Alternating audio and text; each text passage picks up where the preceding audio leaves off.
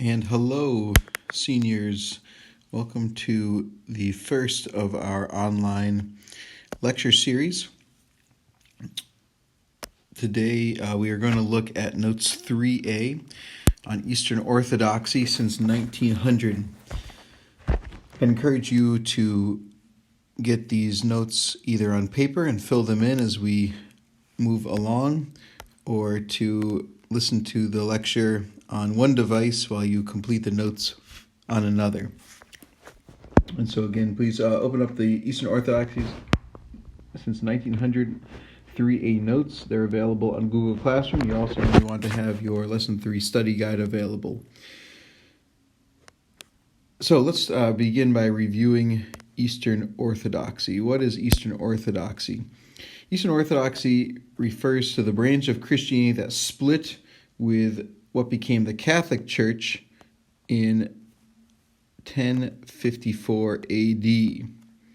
So for the first 1,000 years of Christianity, you had more or less one church, although there were some different smaller groups that split off. But this one church kind of continued. If I'm doing an image of a tree, you could think of the apostles as the roots and Jesus as the seed. But then about the year 1000, it split, where in the west it became the Catholic Church, and in the east it became the Orthodox Church. That's why it's called the Eastern Orthodox Church. And it's dominant in countries such as Greece. It's the dominant form of Christianity in such as Greece, the Balkans, which are the countries above Greece, also in Romania and Ukraine,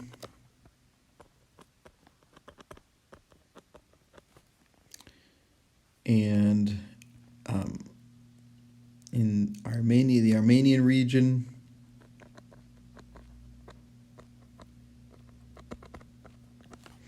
and Russia.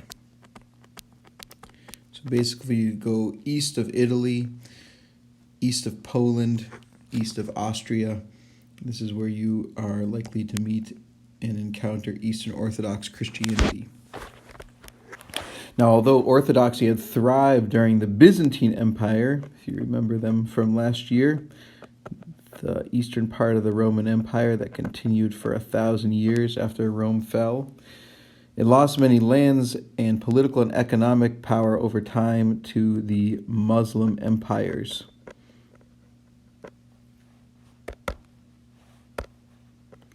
That spread from Arabia and then from Central Asia. After 1453, in fact, Russia was the only Orthodox country that was not under Muslim rule.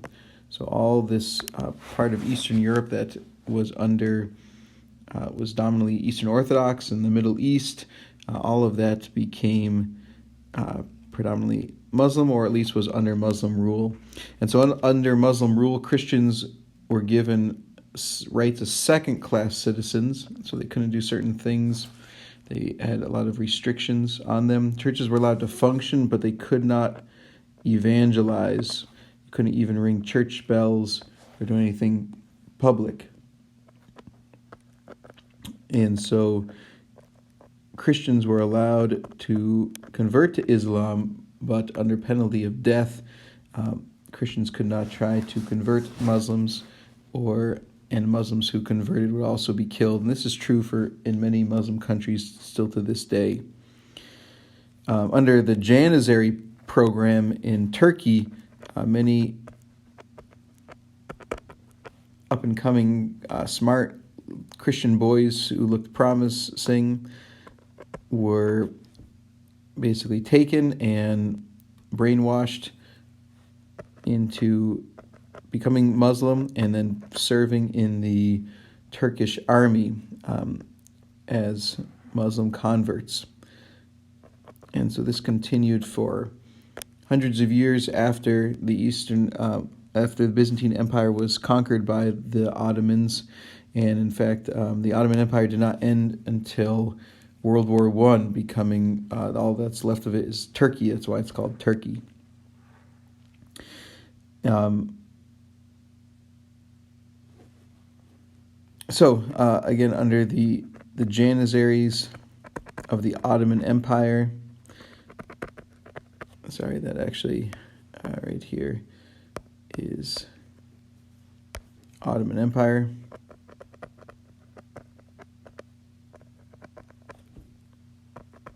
And again, all that's left of the Ottoman Empire is Turkey. And in there, the Christians lost generations of boys that could have been priests or bishops or leaders in their community. So by 1800s, what's the status of Eastern Orthodox Christianity?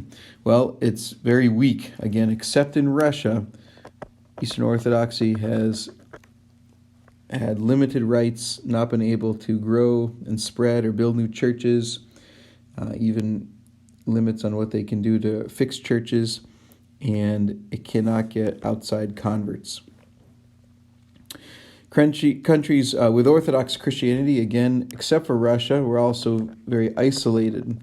And so Eastern Orthodoxy didn't go through the many changes that we saw in the Western Church. And so the Eastern Orthodox Church, again, except for Russia, did not really have any kind of reformation. They didn't have the Enlightenment.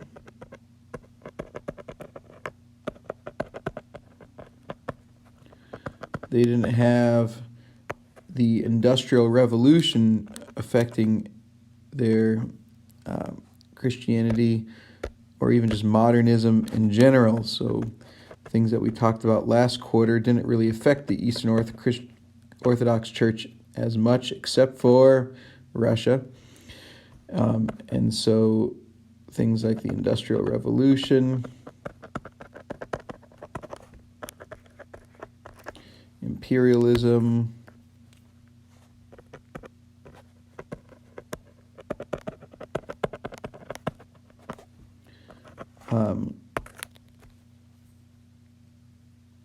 the kind of evolutionary thought and the challenges of evolution and secularism.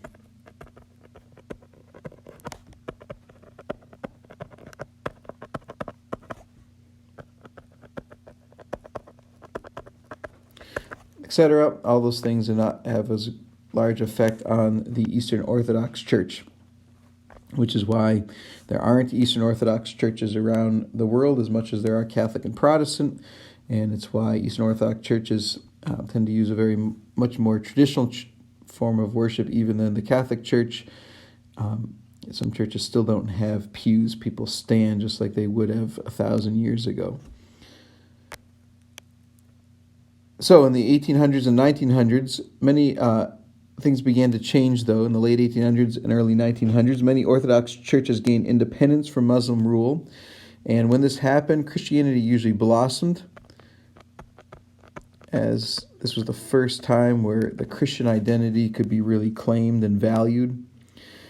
And the Orthodox Church developed a national system in which all these Orthodox churches are one church, but each country is basically independent.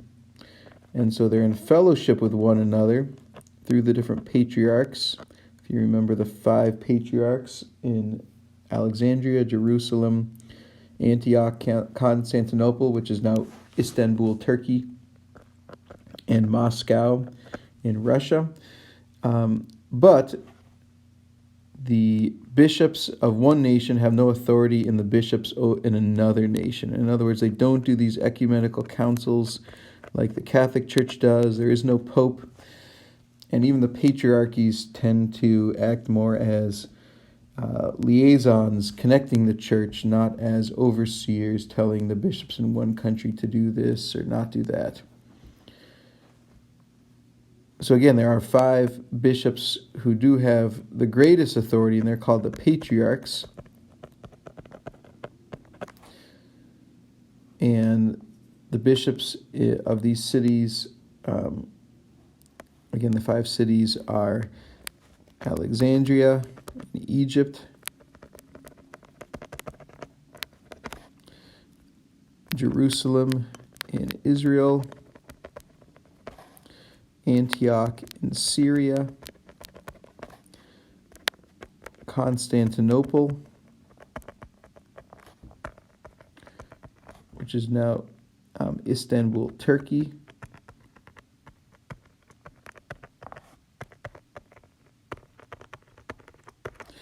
and Moscow in Russia. And so if you are around Eastern Orthodox Christianity, you will tend to hear not it being called Eastern Orthodox, but rather things such as Greek Orthodox or Russian Orthodox or Ukrainian Orthodox and the like. So all these churches are connected. They're all one denomination, and yet they all are independent in this kind of sister brotherhood system based on the country of origin. Even in America, we have the Orthodox Church of America, the OCA, which is an independent break-off of the Russian Church once there were enough Eastern Orthodox Christians in America. And so they're part of the Eastern Orthodox Communion, and technically they're under the Patriarch of Moscow, but they act independently. There are also Greek Orthodox churches and Antiochian Orthodox churches, Serbian Orthodox churches, Armenian Orthodox churches, but again, all of these would report to different bishops and different patriarchs. In a sense, every country is just different. Let's go now and speak specifically about Russia. So if you remember, Russia was the one exception.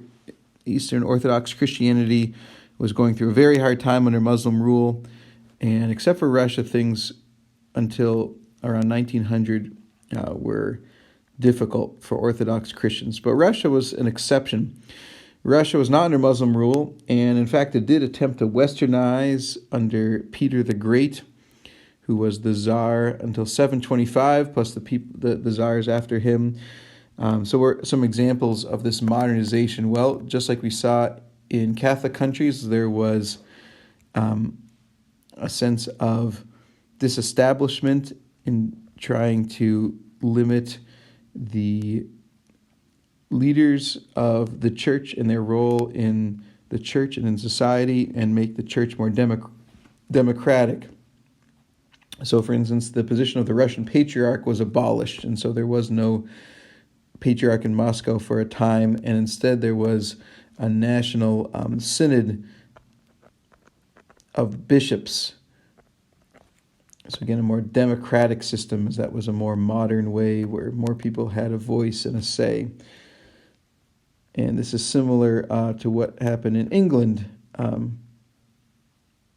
or the Episcopal Church, where there are bishops, but there is no pope or main leader.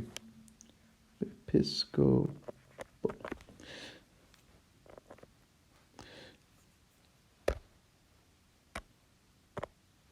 Sorry.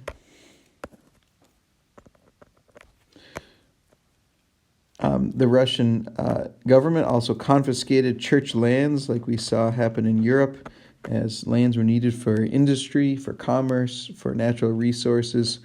The church that owned so much land because of donations over centuries lost it to the government, as we saw happen in Italy with the Papal States, which was reduced to Vatican City and elsewhere. Yet, although the Russian leaders took over and modernized the institutional elements of the Russian church, the everyday people of Russia became all the more committed to traditional forms of worship.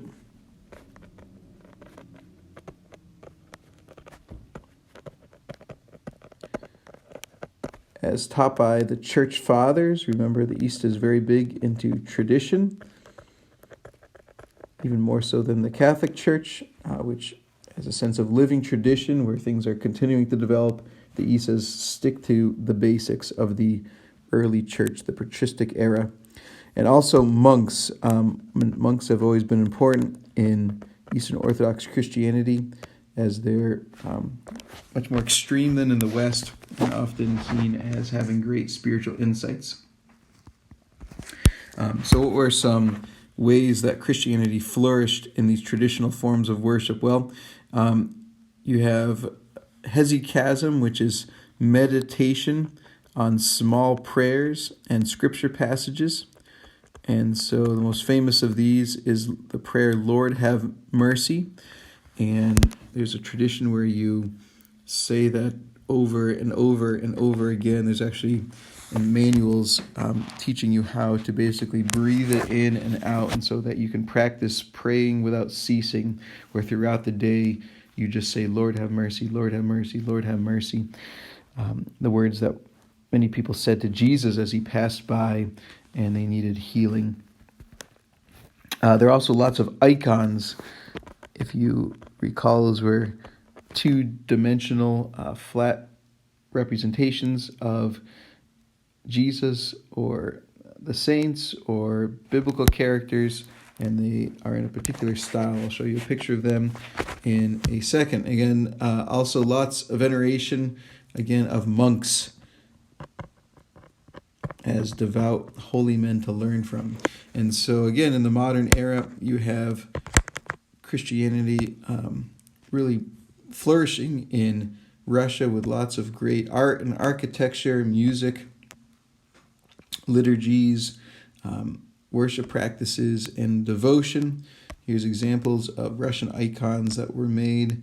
And again, you can see the stylized imagery, much more different than what we often see in Western Christianity.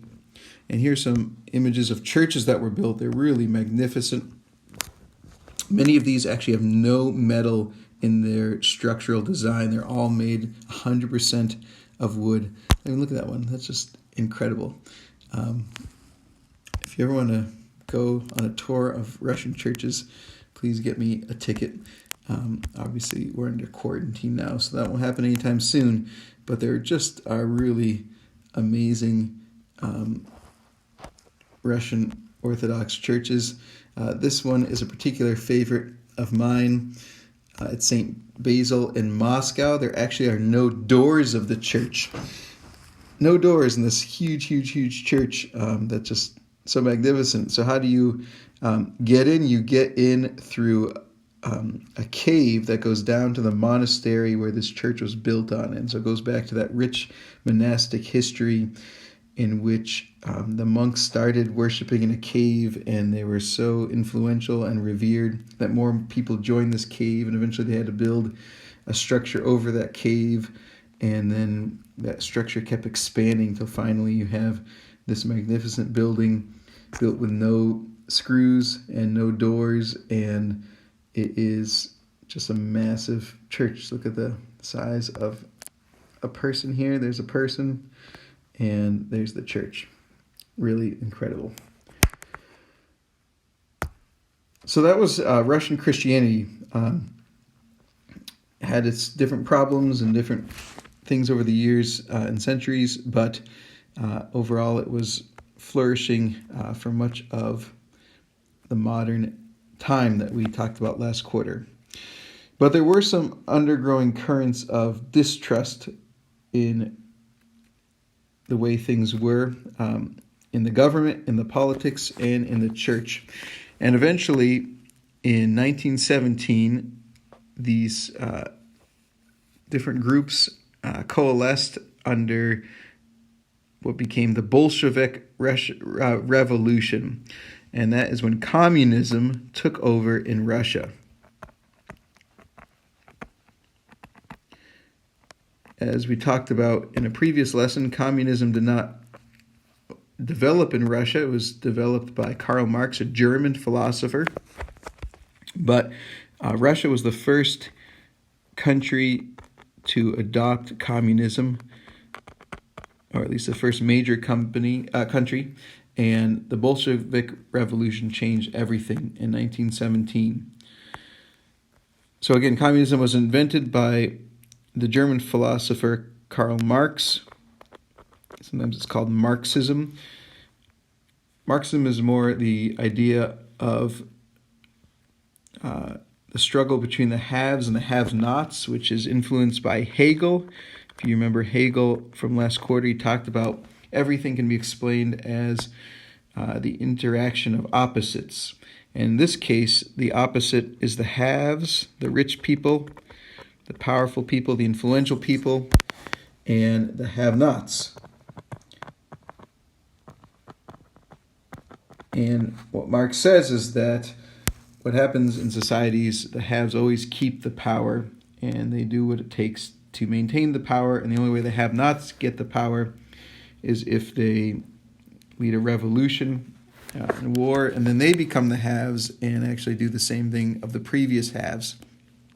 And so Marx, that's the Marxism part, but then the communism part is saying that you could change that pattern by create a perfect society in which everybody holds all things in common. That's why it's called communism.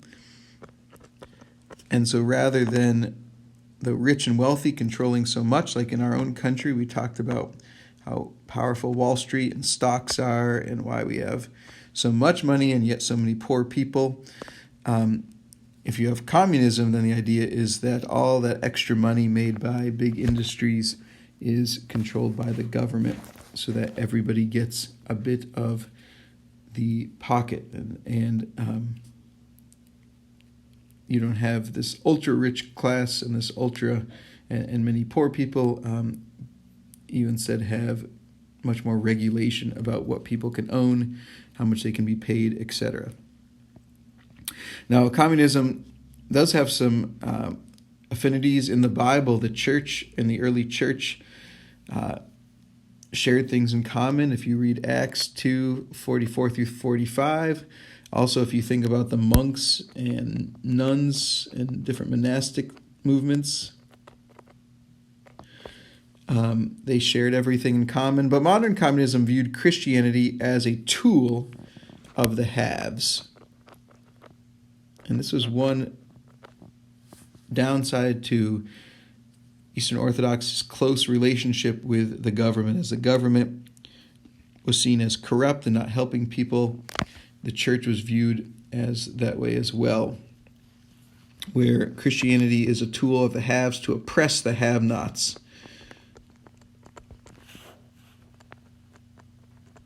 By getting them to focus on heaven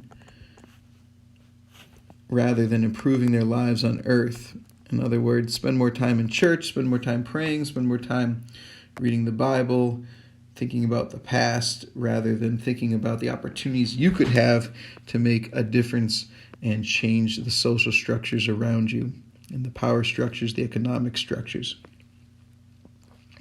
So, while the communist government technically allowed people to worship as they chose, evangelism, religious classes, and public rituals were banned. And so here you have Russia, the one country where Christians were free to evangelize and have religious education and publicly worship. Now all of a sudden that changed. It's just really amazes me how at the same time the other Eastern Orthodox churches are becoming free from the Muslims, the Russian Orthodox Church is becoming oppressed by the communists. Christians were persecuted, sometimes violently, and they were monitored as well. And so there are registers of people who went to church, and it was dangerous. One of the videos I'll share talks about how just going to a Bible study could end up in a jail sentence.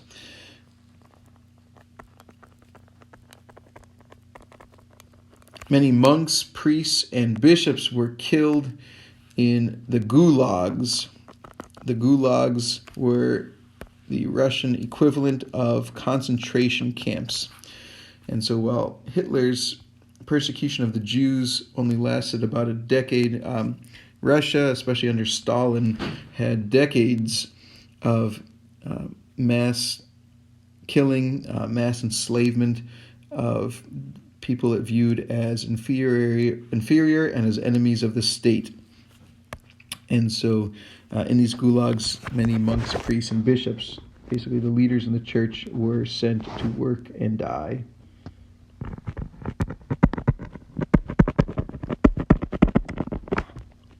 And so you can imagine that this decimated the church, as it lost leaders, it lost freedoms, it lost the possibility to grow and flourish as a part of normal society.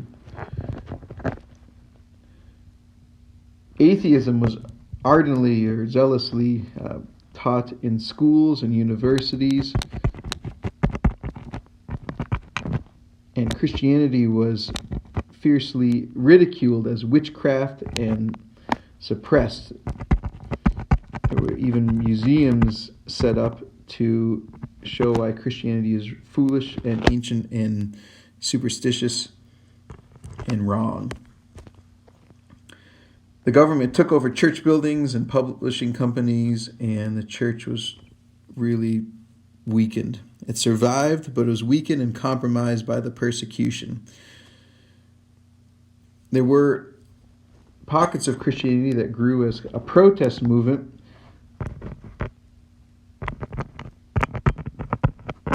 In other words, to be a part of the church was to be against the government.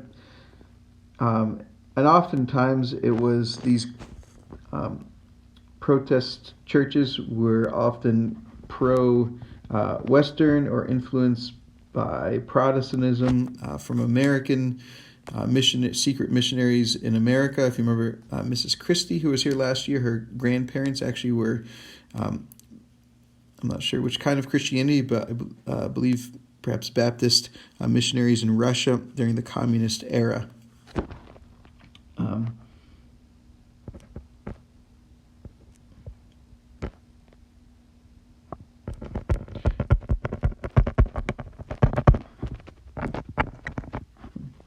So many, again, were connected to the American evangelical types of Christianity, different Pentecostal groups, Baptists, Seventh-day Adventists, etc.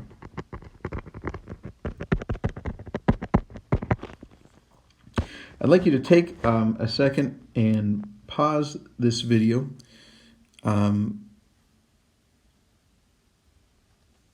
And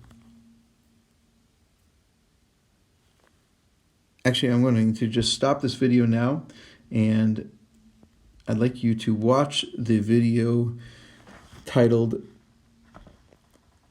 Persecuted Church, Soviet Attacks Against the Churches. So you can see images and get a better understanding of the trials Christianity faced during the communist era. Thank you.